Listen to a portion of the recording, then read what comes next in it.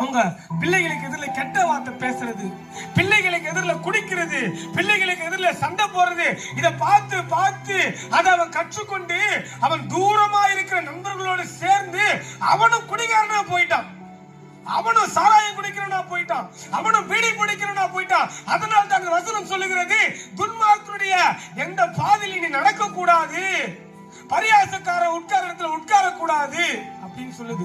இன்னைக்கு உங்க ஊர்ல இப்படிப்பட்ட குடிக்கிற பிள்ளைகள் இருப்பதற்கு யார் தெரியுமா காரணம்? அவங்களுக்கு முன்னாடி குடிச்ச அவங்க தகப்பன்மார்கள் காரணம். இன்னைக்கு பாருங்க, 8ஆம் கிளாஸ் 9ஆம் கிளாஸ் முடிச்சு 10ஆம் கிளாஸ் வரத்துக்குள்ளே காஜா பீடி பிடிக்க ஆரம்பிச்சிட்டாங்க, சாராயம் குடிக்க ஆரம்பிச்சிட்டாங்க. இதுக்கெல்லாம் யார் காரணம்? அவங்களுக்கு முன்னாடி பார்த்த தலைமுறை காரணம்.